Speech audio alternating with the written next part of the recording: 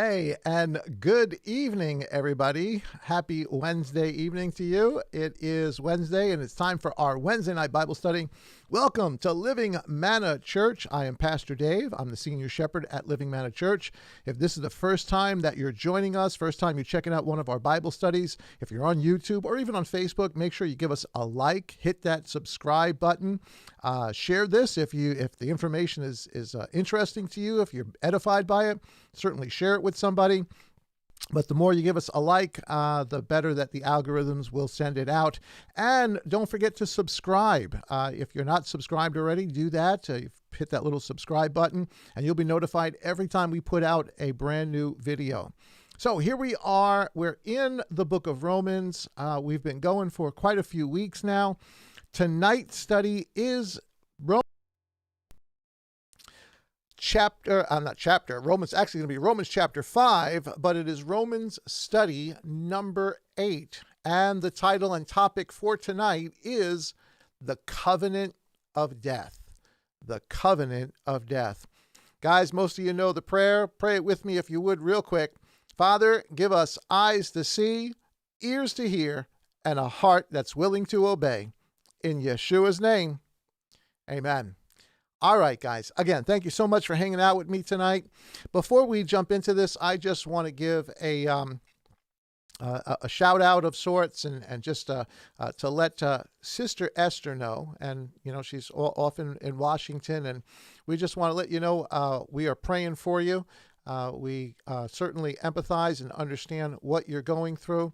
We pray Yah's peace upon you, and I just want to exhort everybody, if you would, just to mention Esther, remember her in your prayers, and just for Yah's peace and Yah's guidance. She's going through some of the most difficult thing any of us will ever go through. So please, please, please keep her in prayer. So with that, we are in, as I said, the book of Romans, study number 8. Tonight, we're going to get into chapter 5, and hopefully we'll be able to finish through the whole chapter. But I've got some side things that we're going to go off on just a little bit in order to really be able to understand and explain what Romans is really about. Because again, Romans is connected to every other book there is in the Scripture, but certainly in all the other books that Shaul writes. He writes of the similar topic, explains it a little bit differently in some other books. And so we're going to take a look at some of those things as well to get a better understanding of what it is that he's talking about. It seems that Romans is a really difficult book for most people to truly understand, to really wrap their mind around. And unless you have really come to the understanding of who Yah is and come to really walking in Torah and understanding the whole story, I get it. Romans then is very hard, and it's probably the most misunderstood book that there is, misinterpreted. And because of that, there's a lot of problems, a lot of issues that now that we begin coming to Torah, we've got to work through. We've got to try to understand what the apostle is saying in its proper context. But once you do, once you truly understand what is being said, then the book, and not just the book, all of Rabbi Shaul's writings, all of the New Testament begins to come together once you understand the bigger picture. So with that, let's take a look at our opening scripture for today. It's actually going to come, I'm sorry, that's a typo. It's actually Romans 5 and verses 15, not Romans 6, verses 1 and 2. Romans chapter 5 and verse 15. So if you've got your scriptures version, certainly you can read along. The notes, I believe, are available. You can get them online, or just, the notes will be up on the split screen right next to me, so you can follow along as we go. But Romans chapter 5, not 6, Romans chapter 5, verse 15 says the following, and this is out of the Scriptures version. But the favorable gift is not like the trespass. For if by the one man's trespass many died, much more the favor of Elohim and the gift in favor or grace of the one man, Yeshua Messiah, overflowed to many. Okay, so that's our kickoff verse. The favorable gift is not like the trespass. Again, we're going to talk about the covenant of death a little bit tonight. We're going to try to understand what that really means. And we're going to talk about the sacrifice of Messiah, what all of that is truly about, why it is, and how Shaul is explaining it to us in the book of Romans. So, before we actually get into reading chapter 5 and going verse by verse and sort of commentating on that, let's go back just a little bit. Let's understand how we've come to this point. Shaul in chapter 4 has begun making an argument, has begun really making his case, if you would, for the difference between legalism and what is not legalism, what it means to truly be saved by grace and what it does not mean. And he proves his argument by the use of patterns or types or similitudes. And of course, he is using the Torah. And this is so important because there was a time we just didn't realize this. We used to read, the New Testament and not realize everything that he is saying comes from the Torah. You cannot get rid of it. You cannot put it aside. You cannot say it's not applicable. It doesn't matter to us. All of the argument that he is making is based upon what was already written and given to us in patterns. Now, this is, something I guess most people kind of get after a while. They realize that Yah speaks to us in patterns, in types, in parables is, I guess, another way of saying it, in similitudes. Hosea chapter 12, verses 9 and 10. Now I'm reading verse 9, just to sort of give you the context of it. This is what Yah is saying through the prophet. But I am Yehovah, your Elohim, since the land of Mitzrayim. Again I shall make you dwell in tents in the days of the appointed time. And I have spoken to the prophets and have increased visions. And through the prophets I gave parables. Now that's the scriptures version. And he's telling us that Yah has spoken to us through prophets, but he gave them visions. And it says, and he spoke to us through parables. But I gave you verse 9 as well in the NKJV version, just to give us a little bit of perspective on what's actually being said here in more modern terms. Verse 10 says, I have also spoken by the prophets and have multiplied visions. I have given symbols through the witness of the prophets. Symbols, similitudes, patterns, types. This is how Yah speaks to us. This is one of the principles we really need to understand if we are going to understand the mind of Messiah, because this is how Yah not only thinks, but this is how Yah wants us to think when he speaks to us. I guess really he's doing this for our favor. I guess, God, I'm sure could think a gazillion different ways. His thoughts are way, way above our thoughts. However, he reveals himself throughout history in what's called patterns and types. He does something one way at a certain time, and then later on does the same thing, very, very similar. It may not be 100% exact, but very, very similar, or uses one pattern, does one thing one way, so that later on, when a similar situation comes up, you can go back to the pattern and deal with that situation based on the pattern that was already given. I believe it's in Isaiah where Yah says, I tell you the ending from the beginning. That's in patterns. He speaks to us in patterns. And Shaul is making his argument in the book of Romans using patterns, using what Yah has already given as proof of how Yah thinks, of how this whole salvation is, how this whole walk with Yah is supposed to work out.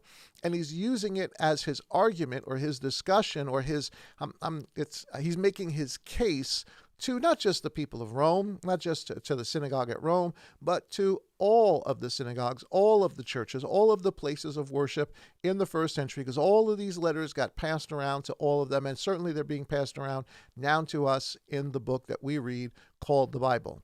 So it's just a little bit, side note to sort of understand what we're about to look at, or what we actually have already looked at in chapter 4, because how he does this, or the pattern that he uses to establish that what he is saying is true and it's right, and this is how Yah has revealed himself to us, he of course uses Abraham. Now, before we even get into Abraham, I want to mention, and again, this may be a little bit of review for us, but this is the key.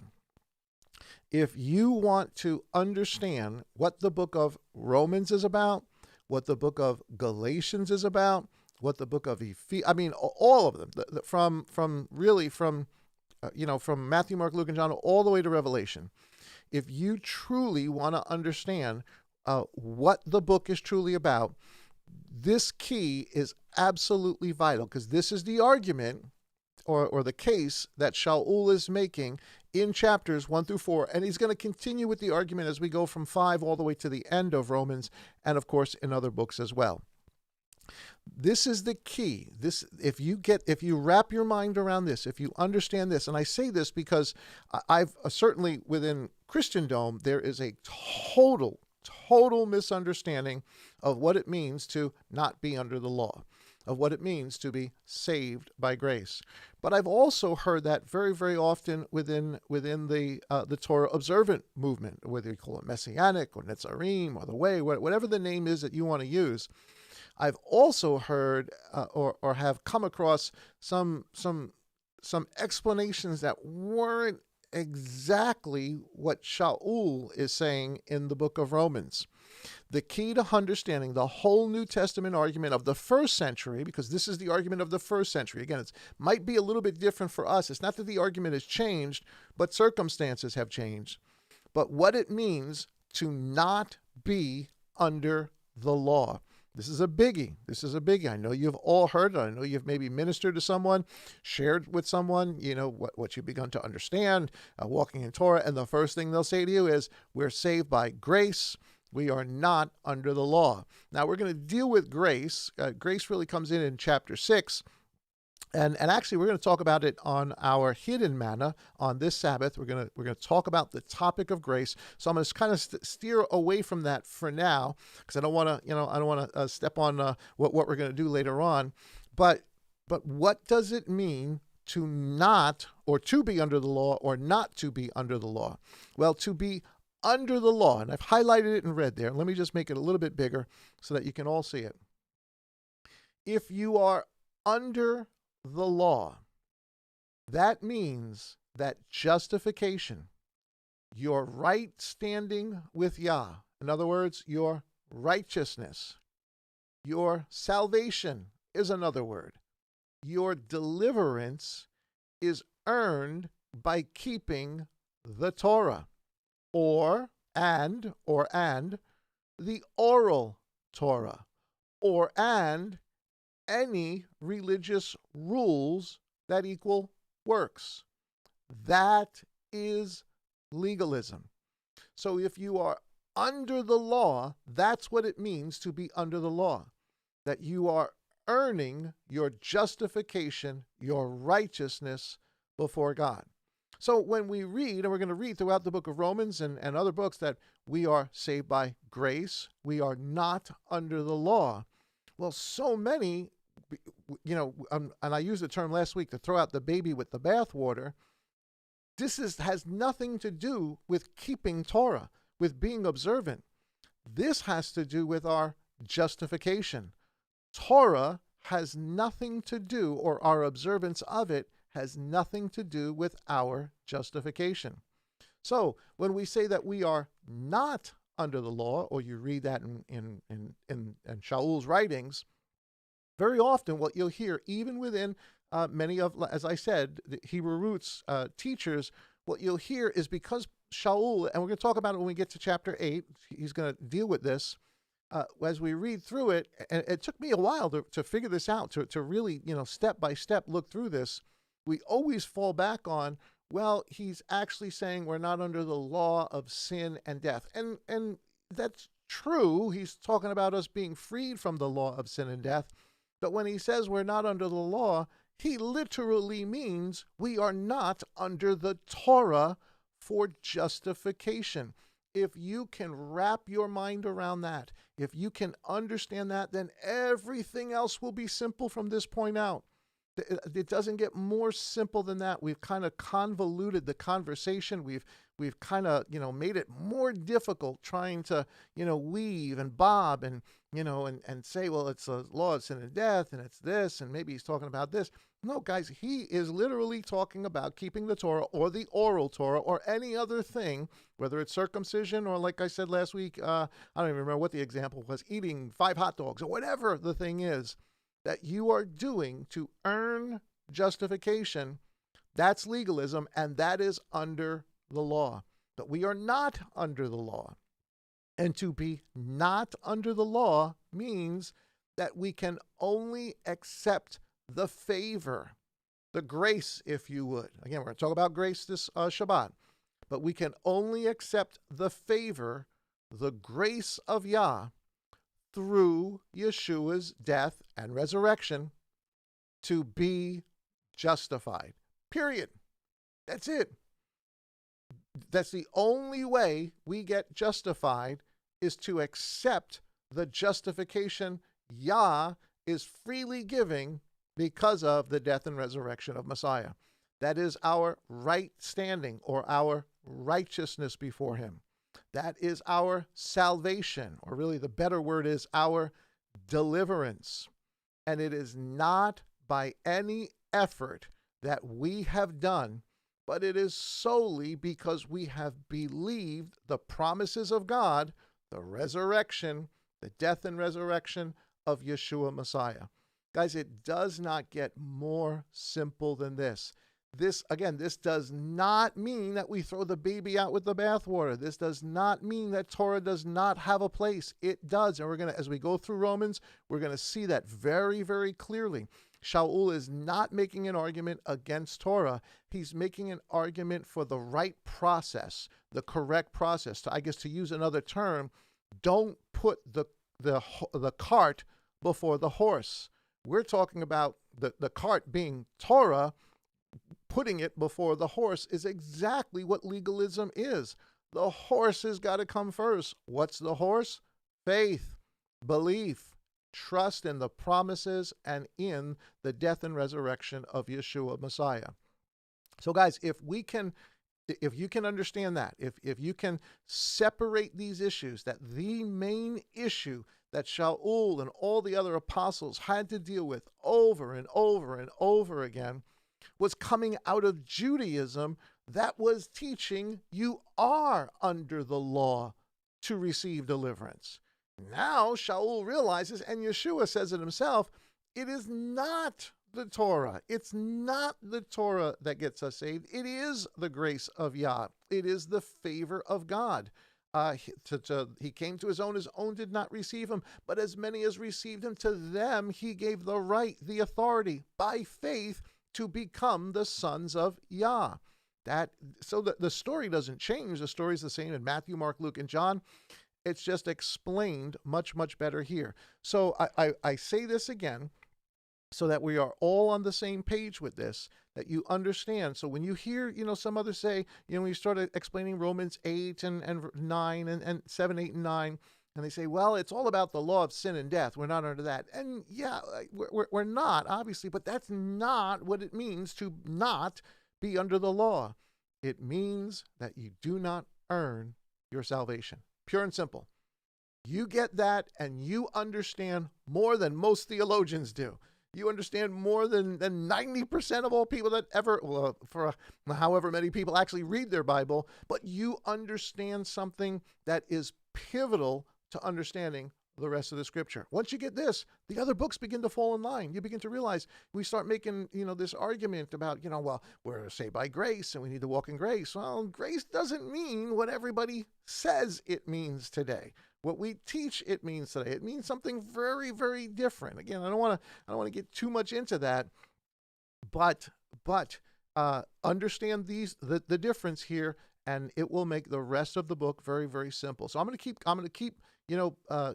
beating this and going over this, because this is vital. This is vital. This is the key. This is the key that unlocks all of the issues of circumcision, all of the issues of legalism, all of them. We've changed the definitions today. We've got it all mixed up. We've got salvation mixed up. We've got grace mixed up. We've got legalism mixed up. We got sin mixed up. We got all sorts of wacky definitions. But when you go back to the biblical definitions, it really starts to iron things out. And Romans chapter 4, verse 5, look at what it says.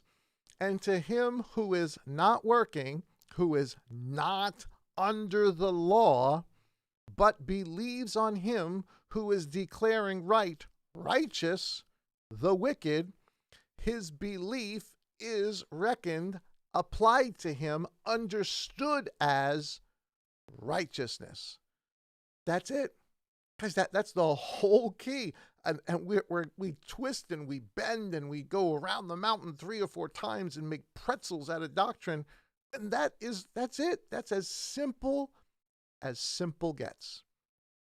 To him who is not working, but believes on him who is declaring right the wicked, his belief is reckoned for righteousness. Now, I know some of us may say, well, I got that. I believe that. That's simple. Guys, most people don't get this. Most people do not understand this. So that's kind of why I'm going over this again and again. And I'll keep going over this until we all, this is just second nature to us. And as we're reading, we realize every time you read it says, we're not under the law, you know exactly what he's talking about. Don't be confused. Don't let people tell you, well, see, it says you don't have to keep the commandments. That's not what it said. It has nothing to do with keeping the commandments. Not at all. This is about justification. Okay. So with all of that, then, as I was talking about the pattern that Shaul is giving to us starts with, and it's genius that he does this. I mean, it's also sort of logical that he does it now, knowing what we know. He starts with Abraham, because that's where the whole thing starts. That's where the promise starts. That's where all the promises that Yeshua dies for and resurrects for, that's when they're given to all of us.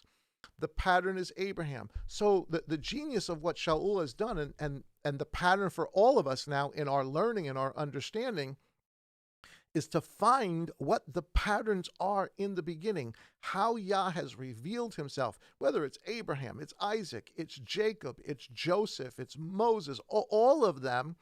And we will understand things to come later on. We're going to see that this is going to get played out by the end of our study today in an even bigger way than just talking about Abraham. But the pattern that Shaul uses, of course, is Abraham in chapter 4 of Romans, verses 1 through 4. Listen to what he says. What then shall we say? Abraham our father to have found, according to the flesh? For if Abraham was declared right by works, he has grounds for boasting, but not before Elohim. For what does the scripture say?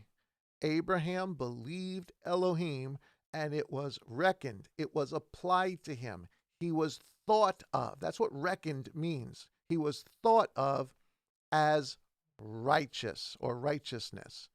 And to him who is working, the reward is not reckoned as a favor, but as a debt. So Shaul, all he's doing is bringing us all back to the original story where the whole thing starts. And to everybody in the synagogue at Rome, and to everybody in the synagogue at Galatia, and the synagogue at Corinthians, and all of the other places where believers were gathering in homes and everything else, he's bringing their minds back to the beginning of Torah and saying quite simply, even though I'm quoting Hebrews now, that Yeshua the same yesterday, today, and forever. The pattern that he starts in the beginning is the pattern forever. And the pattern has always been. The pattern for righteousness, the pattern for justification has always been to believe, to trust, to come by faith, which is why, of course, in the first couple of chapters, he quotes Habakkuk that the just, those justified, shall live faithfully or by faith. They are justified in and through faith and then live faithfully. So this is certainly this is important. This is something that we really need to see and acknowledge, that this is the way Shaul is building his argument. He's giving us Torah examples. So do we need to know the Torah? Absolutely. Absolutely we do, or we will have no understanding of the discussion or the case that Shaul is making to make his point, to help us to clearly understand what it is that Yah is doing for us today in this day. So that's the pattern. This issue of Abraham being the first one was a really sticky issue in the first century, because everybody from Judah considered themselves descendants of Abraham. So we must be the inheritors of all the promises that were given to Abraham. There's lots of descendants of Abraham. Actually, probably today, most of the Middle East can probably trace their genealogy somehow, some way back to Abraham.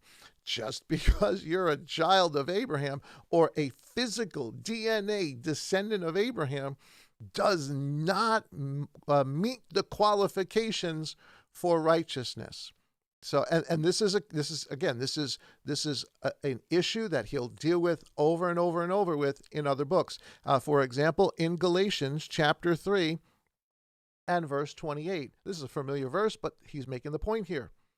There is not Jew nor Greek. There is not slave nor free. There is not male or female, for you are all one in Messiah, Yeshua.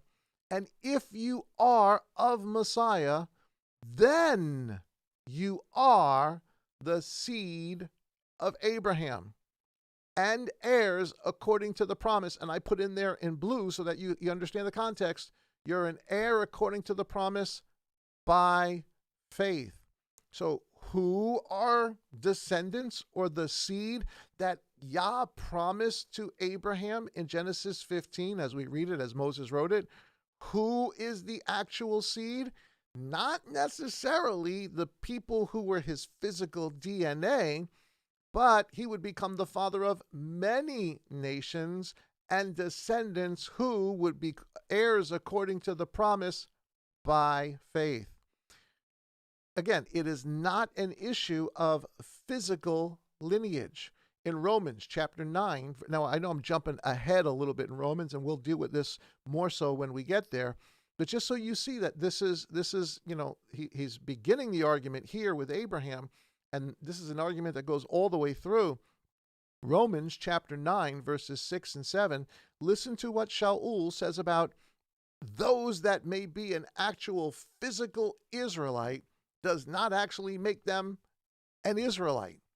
An Israelite is one who has faith in Yah, who is justified, delivered, and then walks in obedience. Romans chapter 9, verses 6 and 7 says, however, it is not as though the word of Elohim has failed. He's talking about the promises that were given to the physical house of Israel, the 12 tribes. For they are not all Israel who are of Israel. Guys, this is Shaul saying this. I know people look at this, and I know throughout the ages, unfortunately, much of Christendom took this information and made it very anti-Semitic. They rejected the Jew and put the Jew in a place that Yah never in the scripture put them as a people. It became very, very anti-Semitic. You need to understand, this is Shaul, who is of the house, the tribe of Judah, or actually the tribe of Benjamin, but he's from the land of Judah. He is the one who is saying this, not some Christian theologian later on, not Catholicism, not evangelicalism, not any of that stuff later on.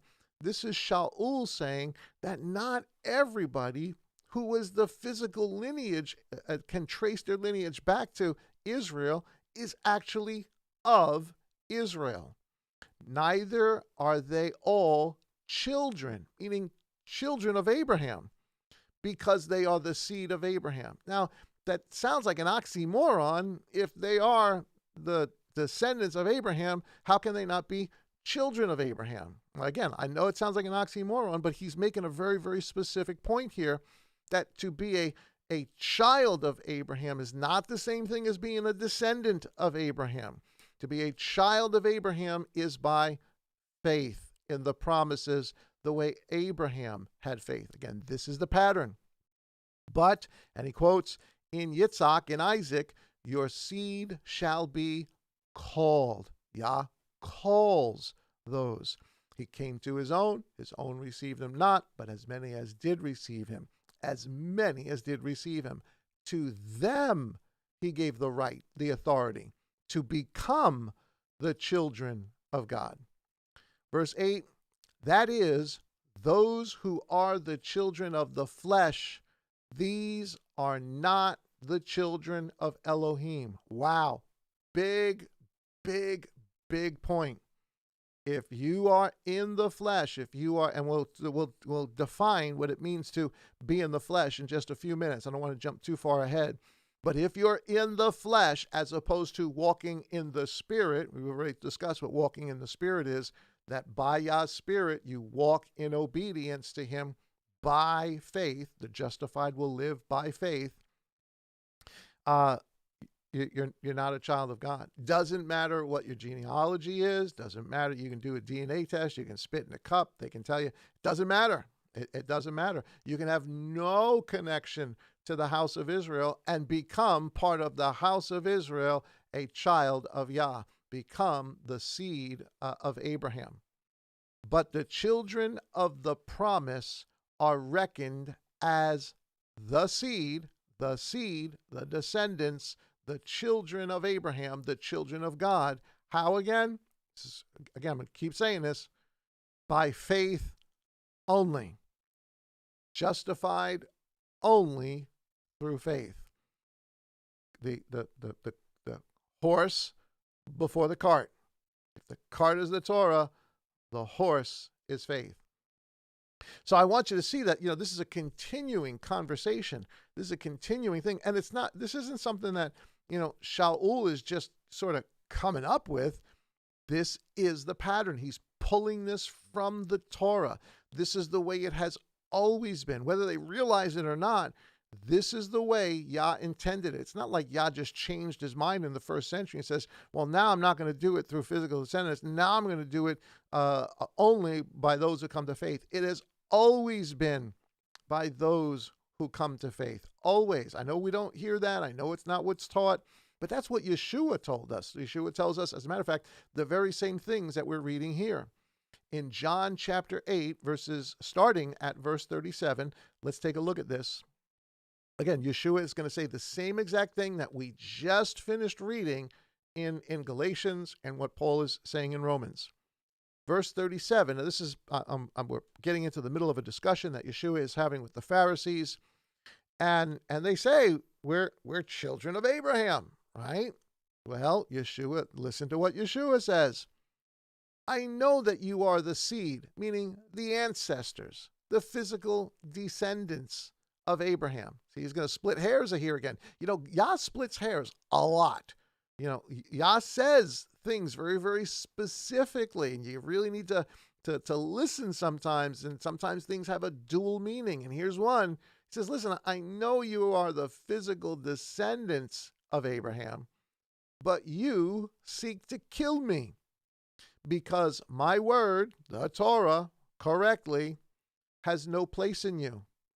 I speak what I have seen with my father, and you do what you have heard from your father. Wow, this is going to get heavy because they're saying our father's Abraham, and they're also saying our father is God.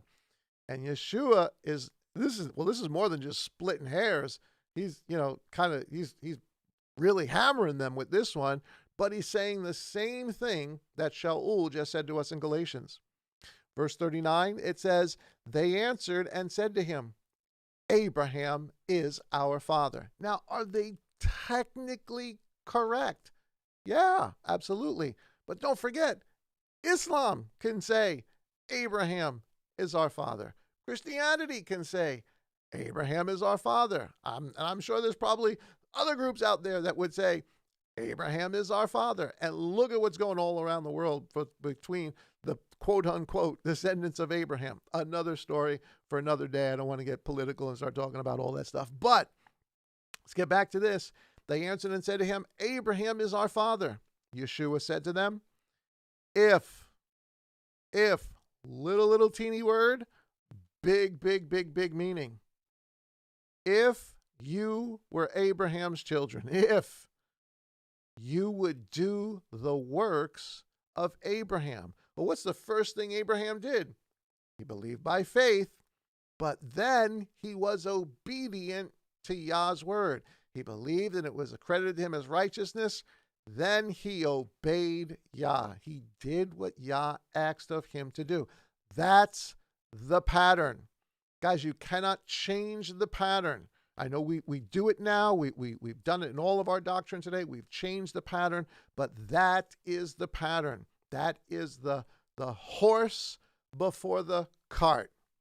Believe by faith, which he did, and he was obedient to Yah. Because now Yeshua is talking about the works Abraham did. Not just his faith issue here. Now he's talking about the actions that come out of it.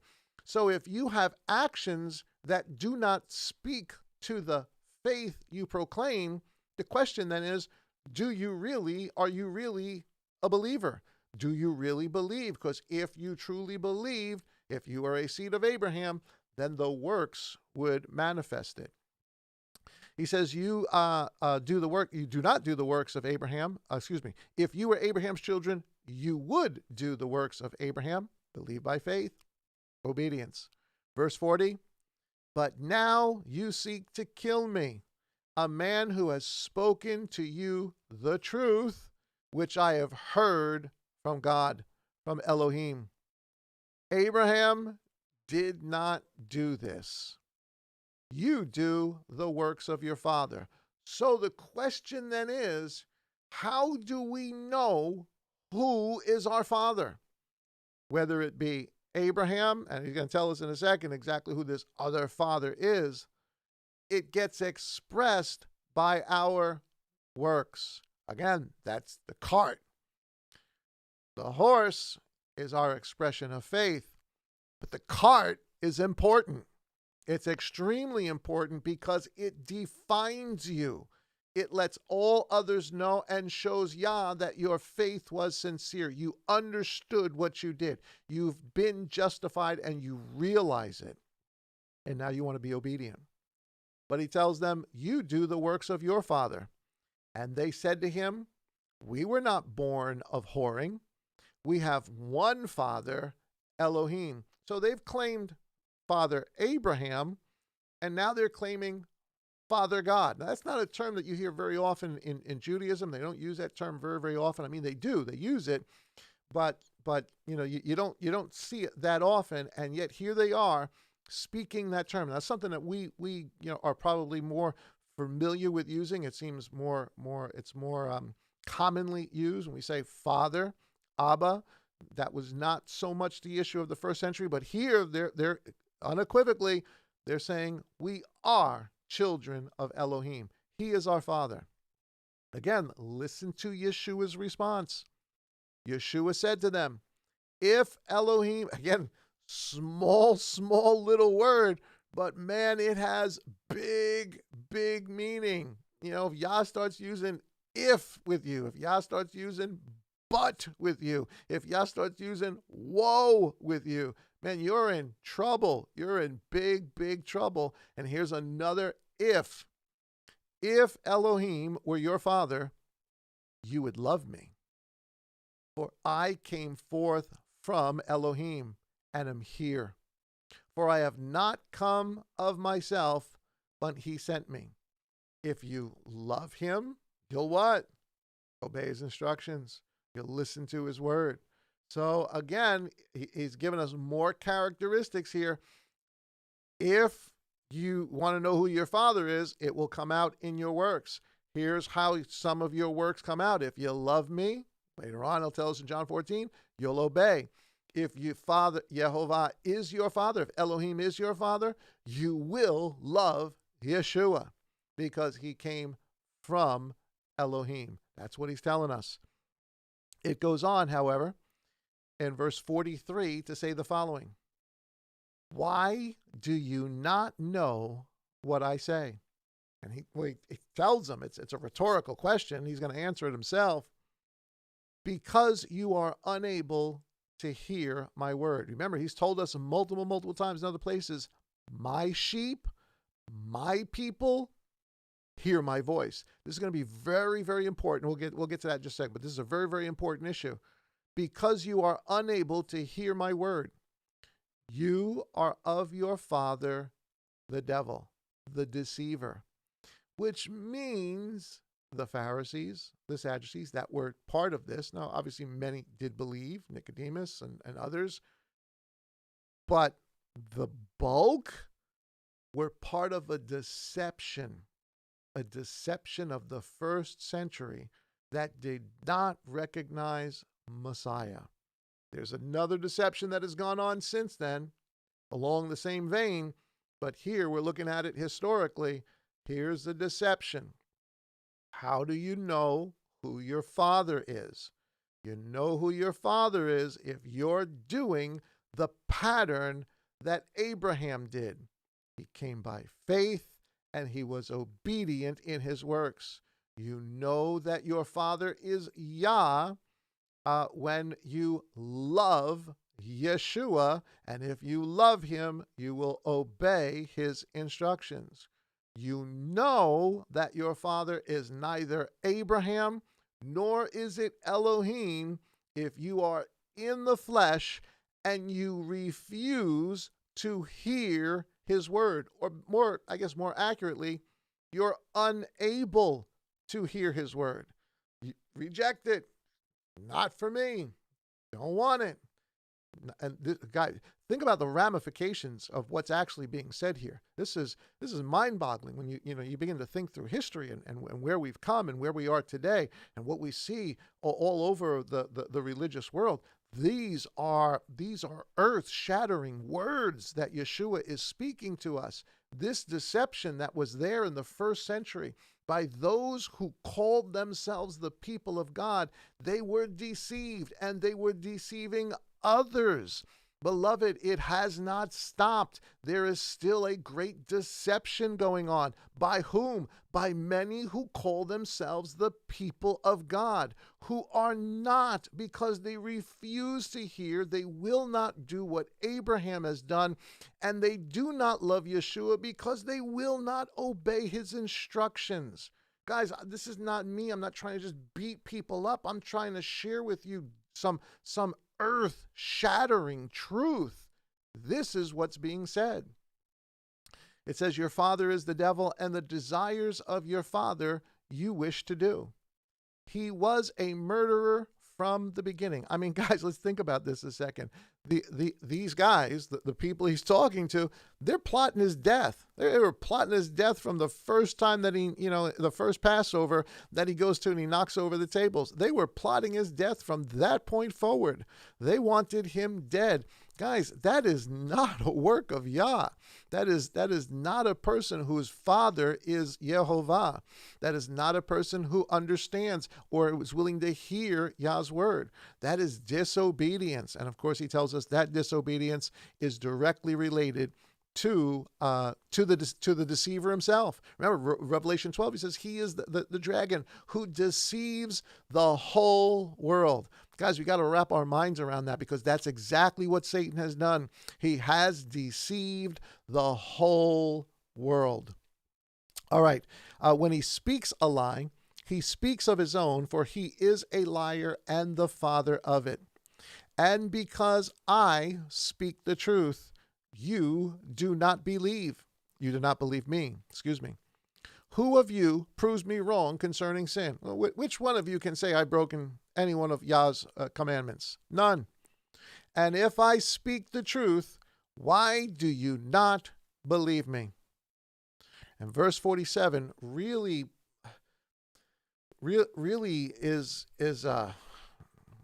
it's profound, but it's an indictment.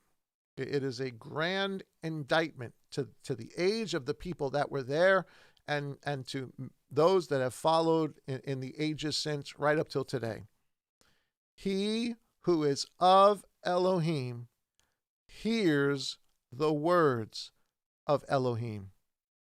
Therefore, you do not hear because you are not of Elohim.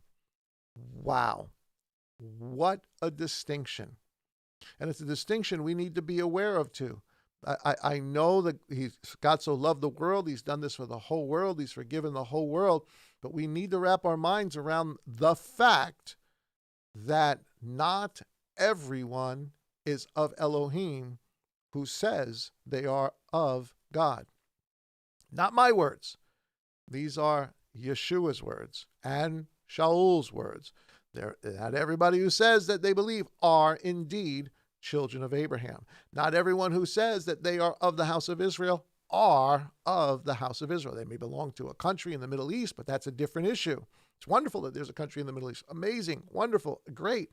That is not the issue that we're talking about here. Wow, that's pretty powerful. He who is of Elohim hears Elohim. And that's the difference. You are where you are today. You are who you are today. Because even when you first came, even when we were living in a world of deception, we still heard. And we were seeking and we were hungry. And we searched and we questioned and we asked and we stumbled and we fell and we believed wrong things and incorrect things and we made mistakes but slowly, bit by bit by bit, we got the truth. And when we heard the truth, we knew it. We knew it. We held on to it. It rang true, not just in our ears, it rang true in our soul. When we read it in the Word, when we could see it in front of us, it meant something to us. That is a child of the promise. That is a descendant of Abraham. That is a child of God. And this is the pattern. This is getting back to what we were really kind of talking about to begin with. This is the pattern. It has always been the pattern. This is the pattern Yeshua is telling them. Yeshua is saying the same exact thing that Shaul is telling us in Romans 1 through 5. Same exact issue. Same issue. You want to be Abraham's children? You say you're Abraham's children? This is what Abraham's children do. You say you're a child of God? This is what children of God do. But you are doing what children of Satan do, which means you are a child of tough, I know, harsh. Yes, Yeshua was harsh. Yeshua steps on a lot of toes. A child of Satan. I know that's not popular. I'm not going to win any awards for this thing. I'm not going to get, ribbons and buttons. But my goodness, I'd rather know the truth. I'd rather share the truth than be deceived. So Shaul is absolutely correct. I mean, of course he is. I mean, the guy hears the gospel right from the master himself. But he's absolutely correct in his exegesis. He's absolutely correct in the way that he is explaining this out. He is absolutely dividing the word of Yah correctly, showing us, starting with the Torah in the beginning and bringing the pattern all the way through, making that straight line all the way through. This is what he's doing in the book of Romans and Galatians and all of the others as well. But remember, he is talking specifically about the horse before the cart. He's not talking about the cart yet. Cart's not even being mentioned yet. The cart doesn't get mentioned until chapter 6 before he starts mentioning the cart. He is specifically talking about the issue of the horse. And again, for those who may just be jumping in, the horse and cart. The horse is our justification by faith. The cart is our love for Yah and our walk in obedience. Two separate issues connected, two sides of the same coin. They are intricately together, but you need to separate the conversation because that's what Shaul is doing, because he's dealing with a specific issue of the day. And that's, kind of why we've kind of messed this thing all up, because we haven't understood that before. Okay, so with all that, even though this is the pattern, that it starts with Abraham, there is another issue that even when Yeshua comes, that he begins to talk about that is undealt with in what we would call the Old Testament and what we would call the covenant. Now you would say, well, didn't aren't the patterns are there? Yes, the patterns for everything are there, but there is an issue that has not been dealt with yet. Yah did not see fit to bring us to this understanding yet. He gave us hints and types and all sorts of things before, but there was a big issue that needed to be dealt with and could only be dealt with when Mashiach, Messiah, came and then be revealed to us. And of course, now with all having said all of that, now let's get into Romans chapter 5. And now we're at verse 23. Let's go back to it. Romans, verse 23. And not because of him alone. This is the ending of the chapter chapter 4, actually, not chapter 5. That's what kind of confused me there. Sorry about the notes there. It's chapter 4, verse 23. It says, and not because of him alone was it written that it was reckoned to him, but also to us. So all this information that he's saying what happened to Abraham is not just written because it happened to Abraham. It's written because of and for us. To whom it shall be reckoned, to us who believe in him who raised up Yeshua our master from the dead, who was delivered up because of our trespasses and was raised for us to be declared right or righteous. Okay. So often we all heard at some point somebody came up to you, told you about the cross, told you about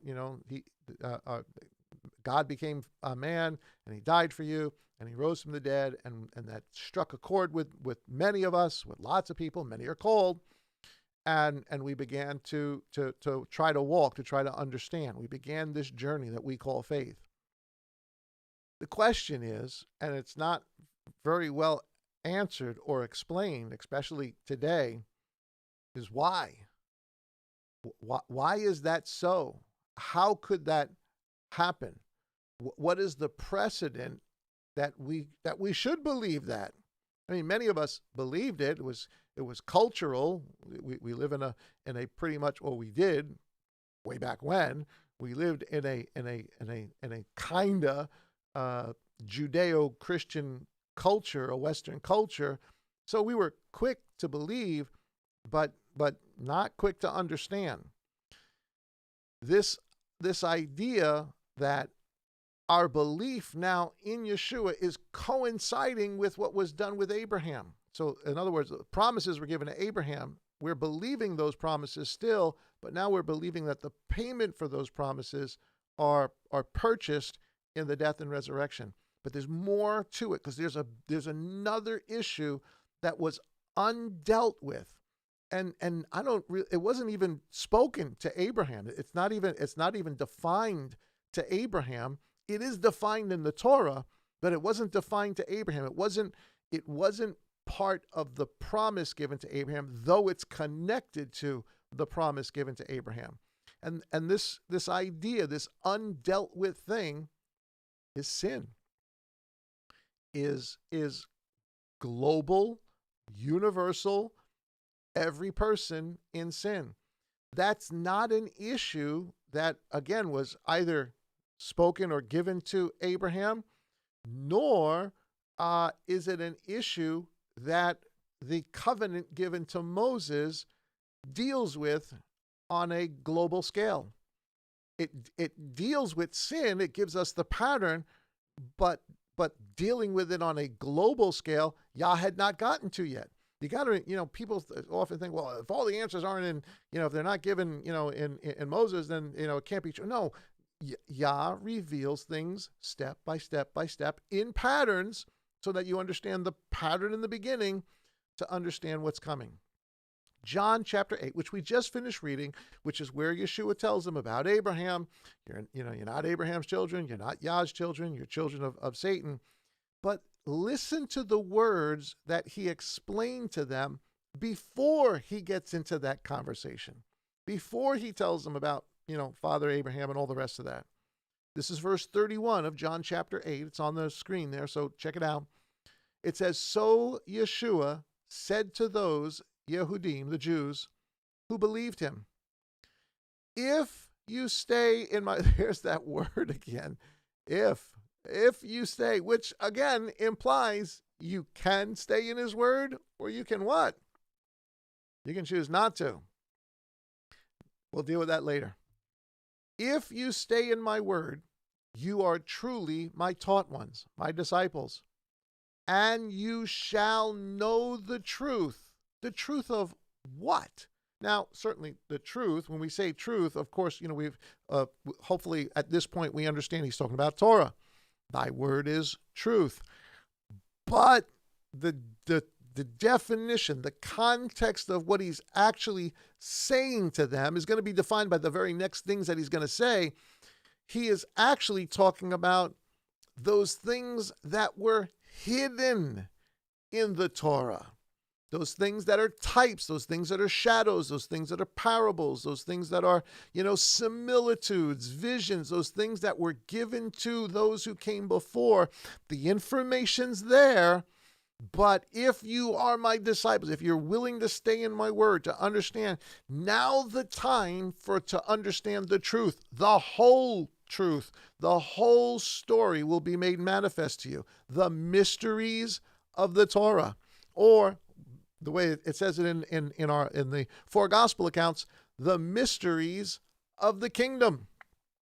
That's the truth that he's talking about. So, guys, are there things that were written in Torah that were not understood even by the first century? Yeah, lots and lots and lots of stuff that we now understand, or should understand today, or are in the process of understanding. So he says, "And you shall know the truth, the mysteries of the Torah."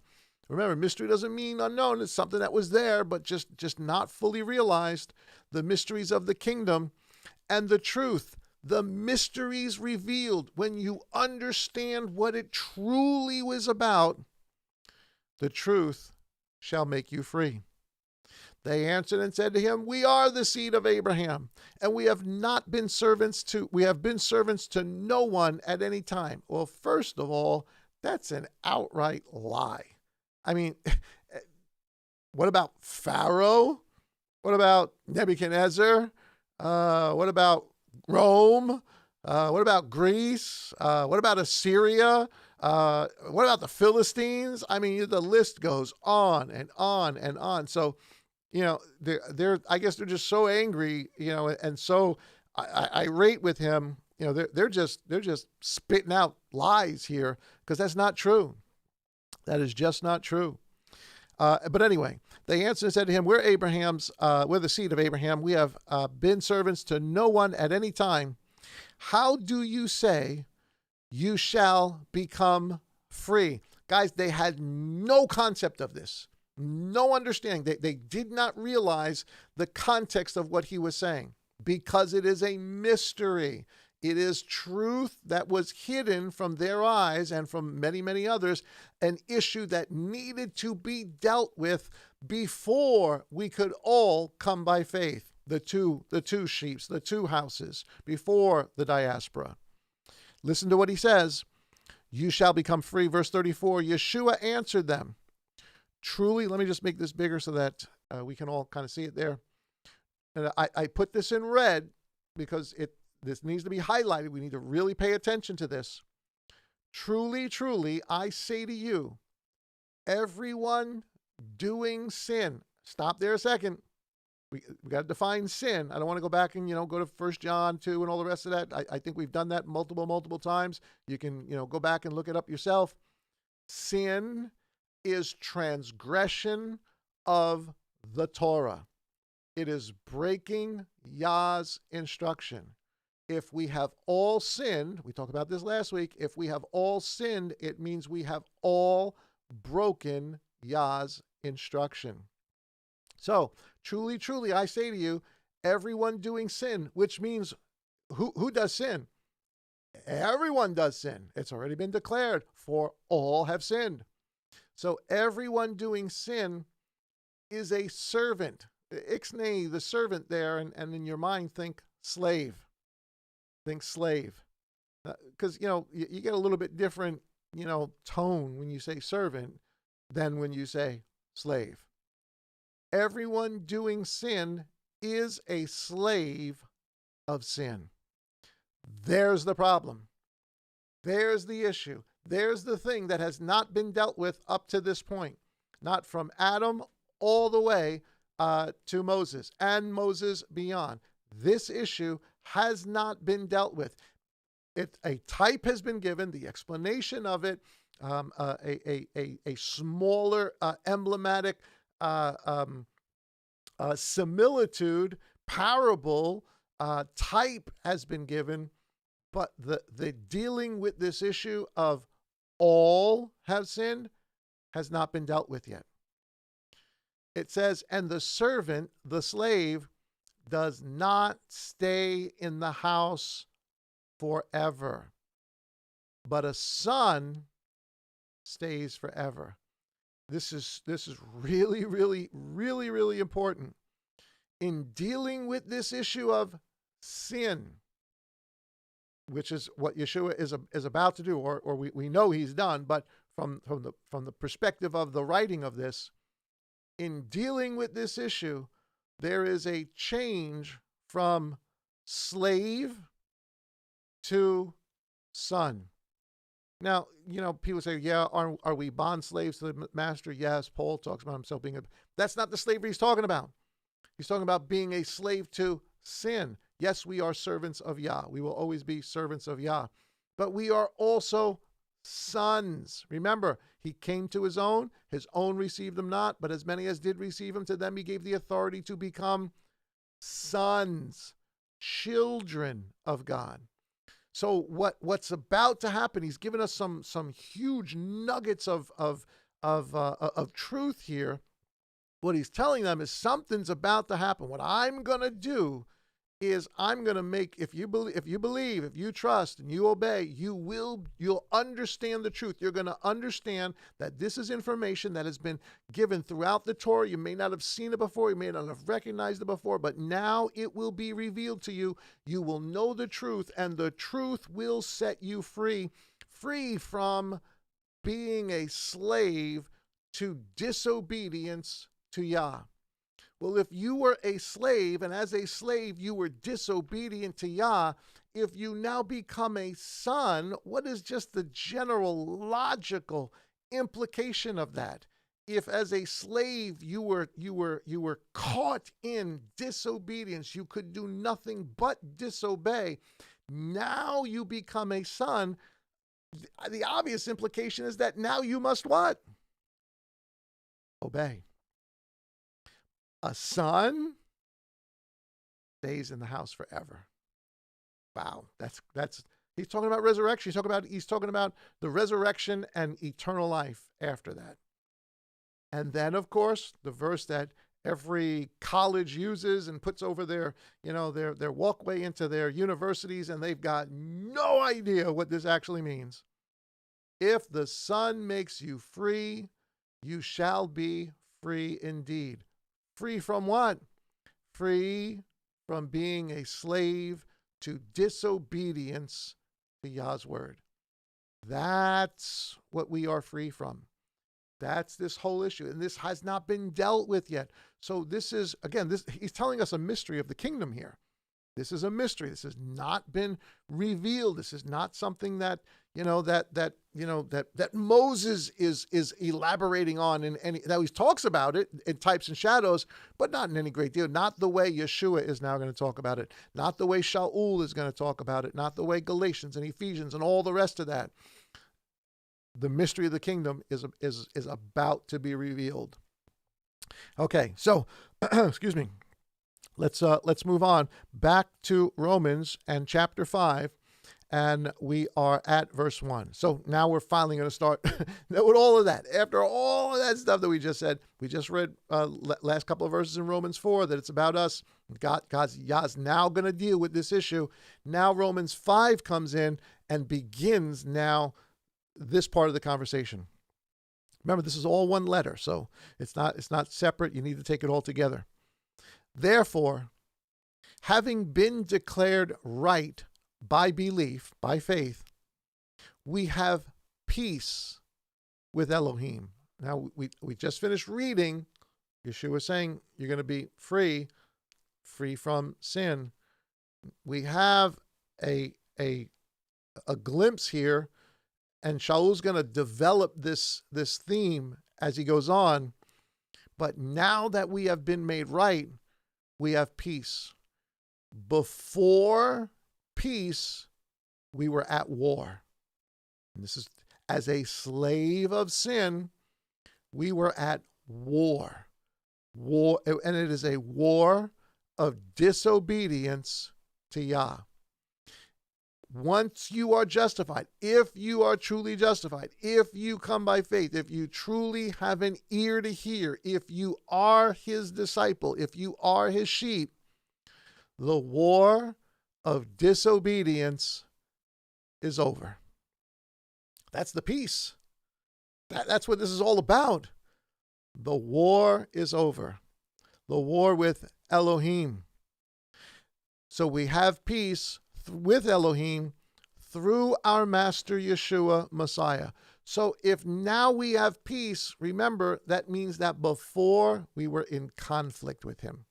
We were at war with him.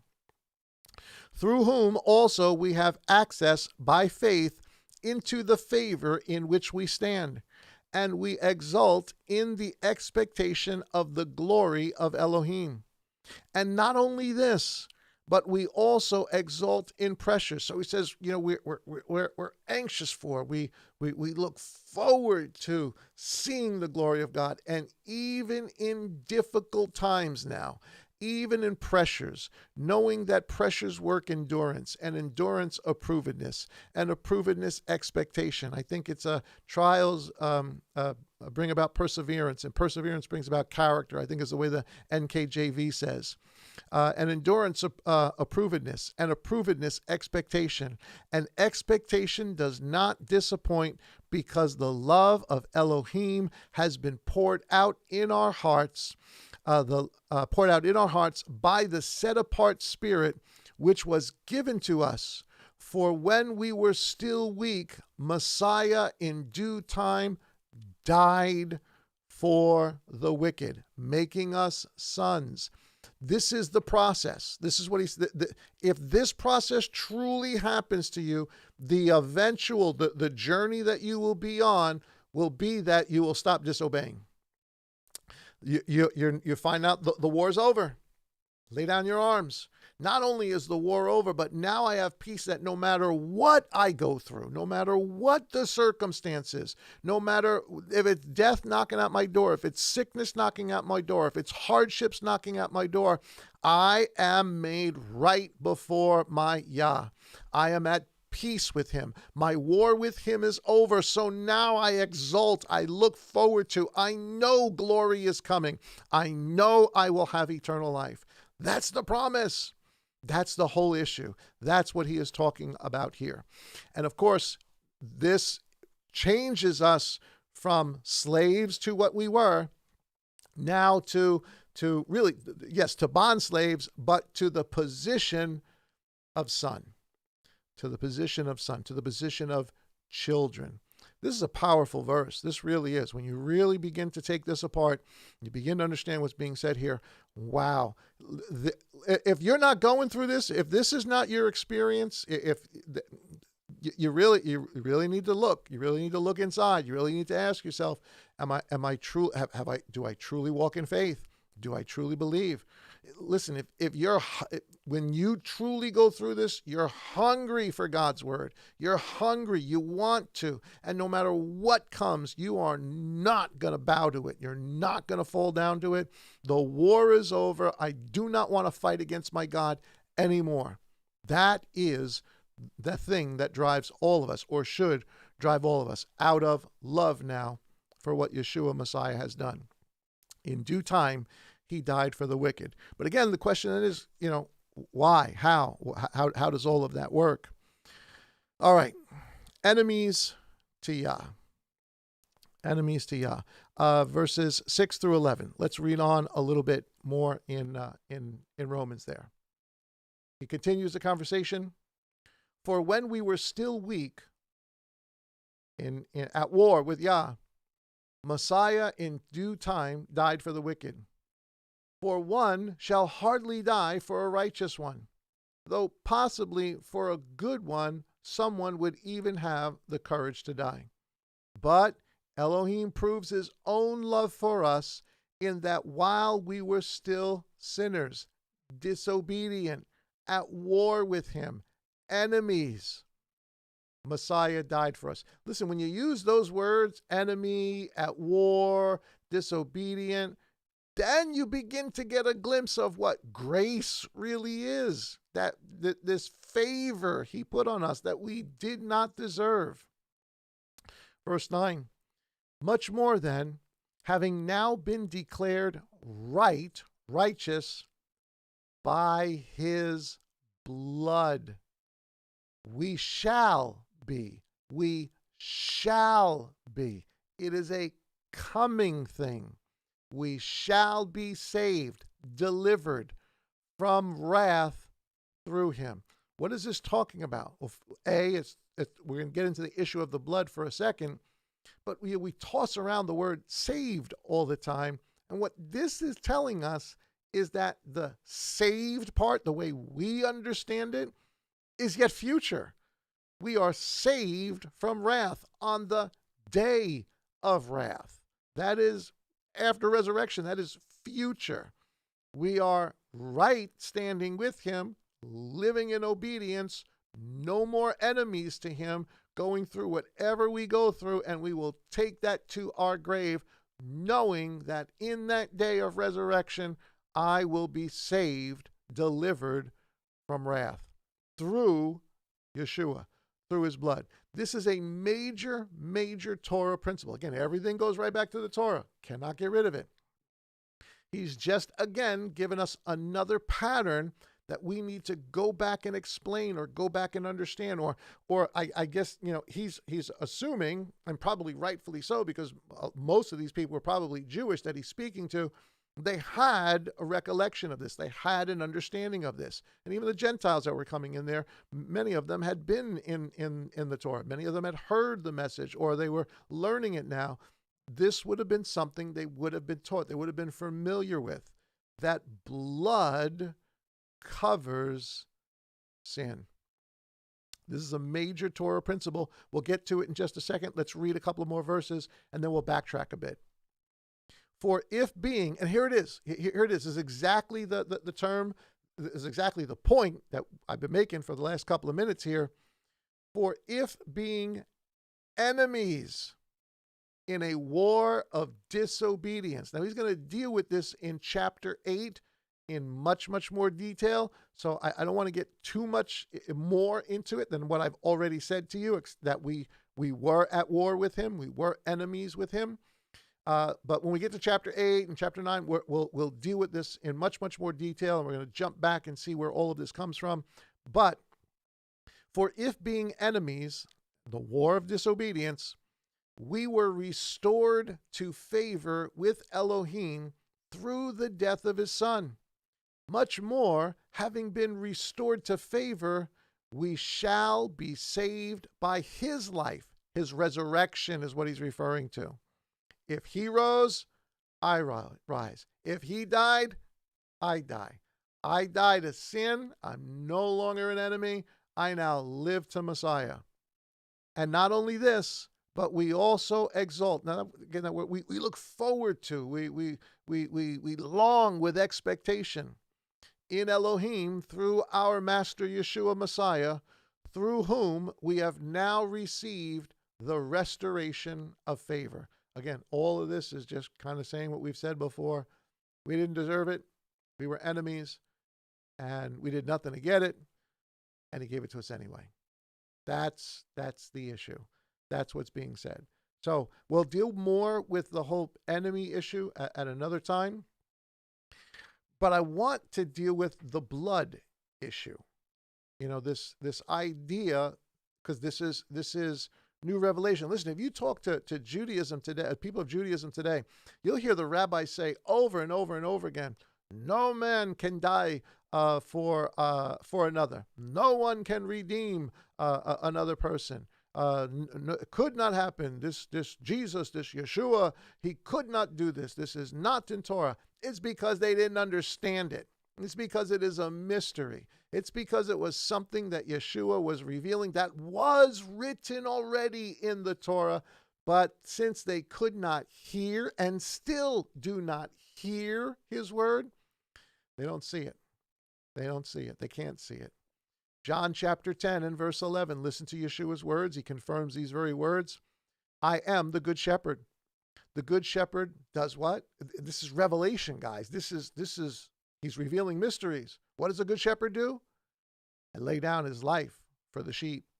All the way down to verse 14, Yeshua says, I am the good shepherd, and I know mine, and mine know me. There's that thing again, that, it's the called. It's not a lineage thing. It's not a nationality thing. It is a faith thing. And mine know me, even as the Father knows me, and I know the Father. And I lay down my life for the sheep. That's twice now within, like 4 or 5 verses. He's telling us, he's revealing a mystery of what's going to happen. And other sheep, other nations, because he's in Judah, and so the sheep he's talking about are people from Judah that do have faith, that will come. But he's saying there's others too, the nations, the northern house that's out there. And other sheep I have, which are not of this fold of Judah, I have to bring them as well, and they shall hear my voice. Well, if they hear my voice, we already saw in John chapter 8 that makes you a child of God. If you can hear his voice, if you hear his voice, then you love Yeshua. And if you love Yeshua and hear his voice and are obedient, then you are doing what Abraham did, who believed by faith and then obeyed Yah. That's the process. These people of the nations of both of these sheepfolds will hear his voice, and there shall be one flock called, he's not talking about it here, but the house of Israel, another thing for another day, and one shepherd. Because of this, the Father loves me. And here it is again. It's like the 4th, 5th time. I laid down my life in order to receive it again. He just told us about the death and resurrection. Because not only am I going to lay down my life, I'm going to take it back up again. And he tells us this a couple of different times in John. He's hinting at this revelation, this mystery of the kingdom, previously unknown, though it is in the Torah all over the place, just not fully understood. Here he's revealing it. Verse 18, no one takes it from me, but I lay it down myself. Obviously, Rome, crucified him. The Pharisees gave him up. Satan was part of it, not realizing this was Yah's plan all the time. So ultimately, did anybody take it? No, he gave it. He laid down his life. This was the plan for God to forgive the war that we have been in of disobedience against him. That's grace. That's wonderful. That's amazing. No one takes it from me, but I lay down myself. I have authority to lay it down, and I have authority to receive it again. This command I have received from my Father. This was Yah's plan all the time. So did Yah have a plan to deal with the sin issue always? Yeah. Well, then why not reveal it 1,000 years previously? Well, he did in types and shadows, but now at the fullness of time, in the 1st century, it is the mysteries now going to be made known. And for those of us, you and I, who do believe and obey his word, we shall know the truth of the mysteries, the truth of what the Torah is about, the truth of the whole story. And that truth will set us free. And that's where we are right now today. That's where many of us are right now today.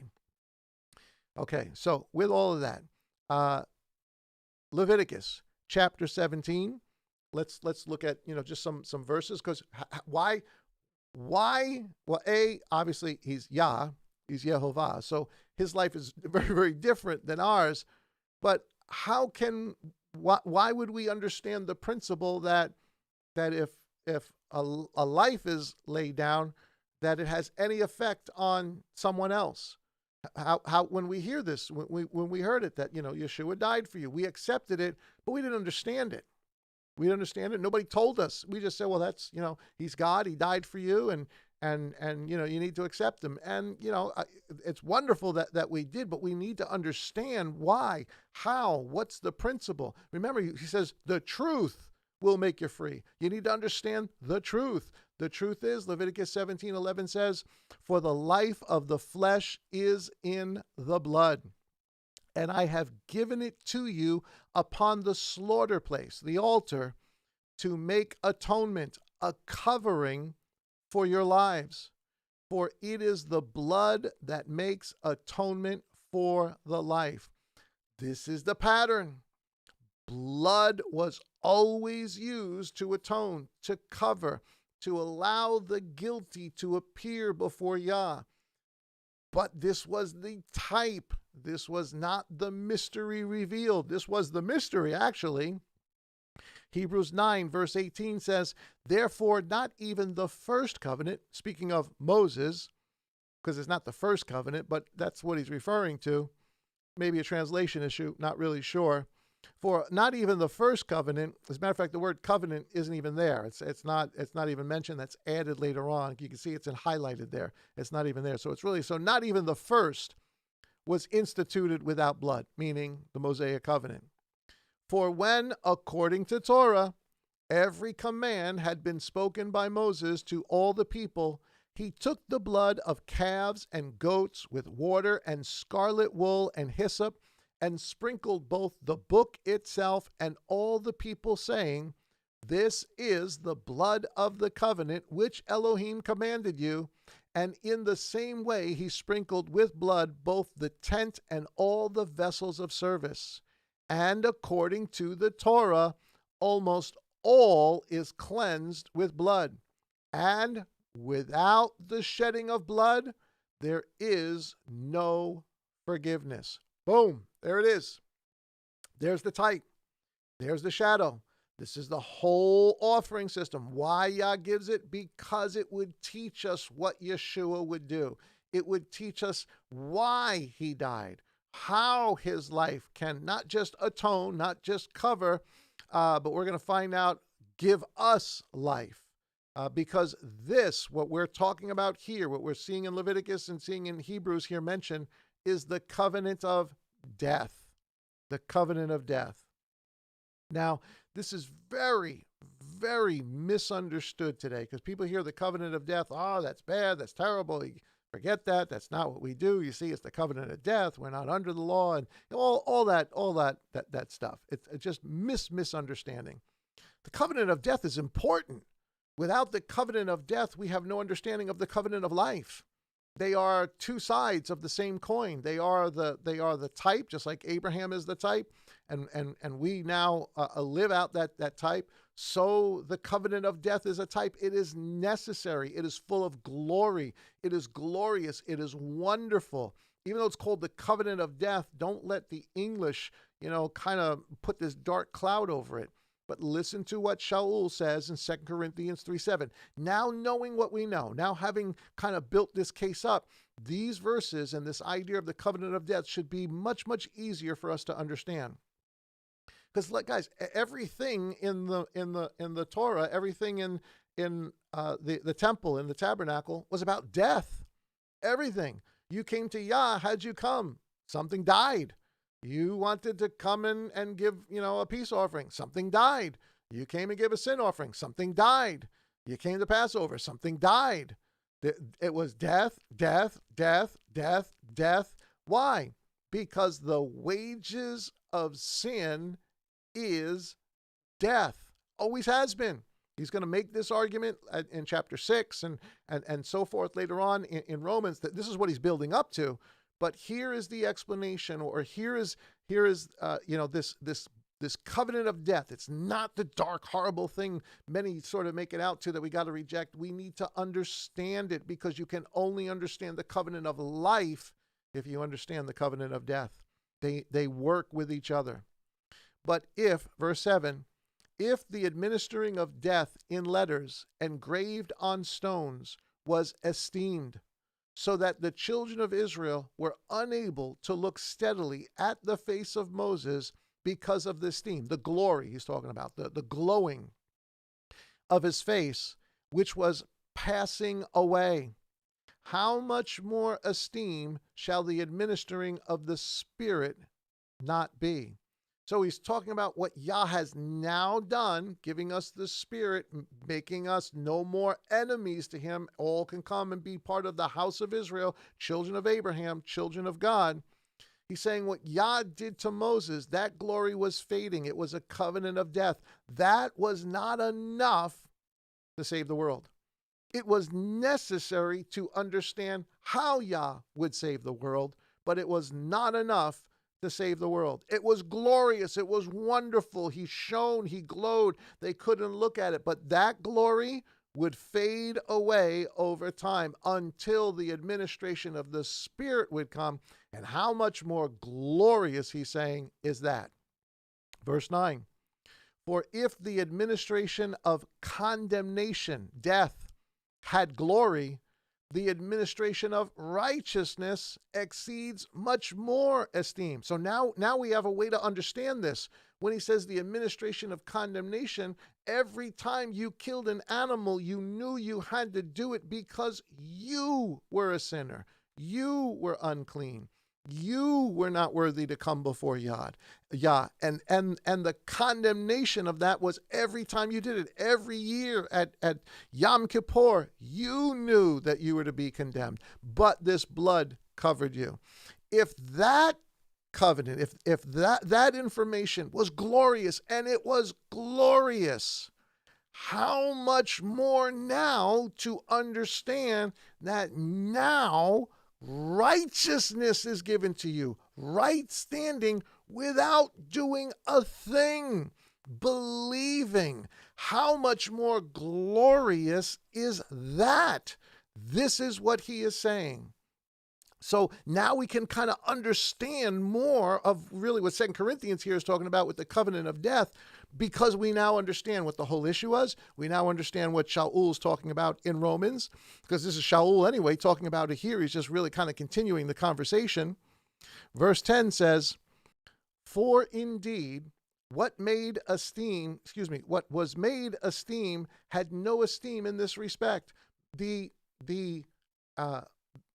covenant of death, the killing of animals, could not make one right standing before Yah. It was never intended to do that. This was reserved for the one who would pay for the pattern that Abraham set up. For if that which is passing away was glorious, was esteemed, meaning the tabernacle, the temple, that excels, for if that which is passing away was esteemed, much more that which remains is esteemed. Having then such expectation, we use much boldness of speech. Guys, Yeshua made it very, very clear the temple and the tabernacle was gone. It was going away. Now, of course, it didn't go away the day after, the week after, the year after. About 30 years later, 40 years later, it's gone. And it will not come back until he comes back. I know they're all trying to build it and talk about this. Yeah, look at what just happened on the Temple Mount. You tell me they're going to put a temple on there? You saw what just happened on the Temple Mount, and that's just people getting upset over houses. Could you imagine they try to put a temple on there? You think what just happened was bad? You can't imagine what would happen. But anyway, I digress. Another issue, another day. Having then such expectation. Let's look at the next verse here. Verse 13, same thing, 2 Corinthians. It says, and not like Moses, who put a veil over the face so that the children of Israel should not look steadily at the end of what was passing away. So even then, Paul's saying, even then, we knew this was not the answer. This was a step towards the answer. The children of Israel should not look steadily at the end of what was passing away, but their minds were hardened. For to this day, Shaul's talking about his day, but it's way, way, way, way beyond his day. This is our day too. For to this day, when the old covenant, it's when the covenant of death is being read, that same veil remains. Because if you don't hear his words, then you're not in the truth, and the truth will not set you free. The revelation of what all of that was about. You may understand what the rabbis told you. You may understand what the religion told you. You may understand what Pharisaic Judaism said about it, but you will not understand the mysteries of the kingdom, of what it was truly about by the one who wrote it. But their minds were hardened, for to this day, I read that, the same veil remains, not lifted, because only, I'm putting the word only in there, but because only in Messiah is it taken away. Shaul didn't understand any of this, not until he understood who Messiah was. Paul, Peter, Thomas, Philip, they didn't understand any of this until they understood Messiah. Then this stuff started to make sense. Then the truth set them free. But to this day, when Moses is being read, a veil, he's using the example, the pattern of before. He's saying the same veil is still on the hearts of many. The veil lies on their heart. And when one turns to the master, the veil is taken away. Guys, for many of us, this has only just recently happened to us, that the veil's been taken away, that we're starting to understand what the whole book is about. We're not looking at it as just something that's different and distinct and it's got nothing to do with what came before. We're now beginning to understand the whole truth, and the truth is setting us free, making us more and more free from the slavery that we had. We are no longer enemies to Yah, but we are now walking in peace with him, in obedience. Verse 17, now Yehovah is the Spirit, and where the Spirit of Yehovah is, I'm sorry, didn't mean to do that. Let me go back here. Where the Spirit of Yehovah is, there is freedom. Sing all sorts of songs about that, but nobody realizes what that means.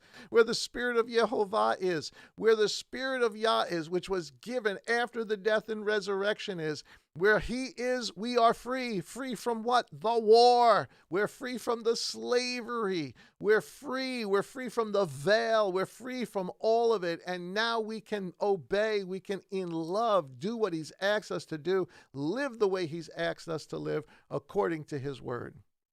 And we all, as with unveiled face, we see as in a mirror the glory of Yehovah, are being transformed into the same likeness from glory to glory. This is a process for all of us. And you guys, just look at your own life. Look at where you've come from. Look at where you are now. It has taken steps. It's been years, decades for many of us to come to this understanding. But we're here. We're here. We're beginning to understand. People around the world are beginning to understand. Eyes are opening up. Not everybody. Eyes are opening up, and where the Spirit of Yah is, there is freedom from the disobedient war, the war of disobedience. That is what Shaul is speaking about. Okay, I've got so much more to share.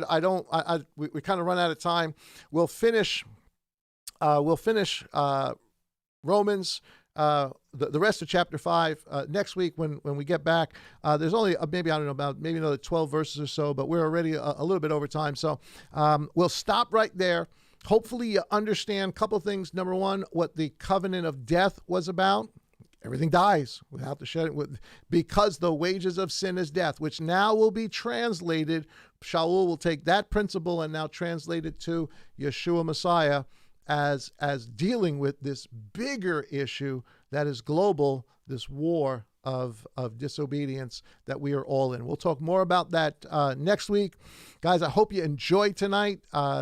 Neat study. Romans is a fabulous book, very, very misunderstood. But hopefully by the end of this, you are going to have a solid understanding, not just of the book of Romans, but really of most of the things in all of the books that Shaul writes.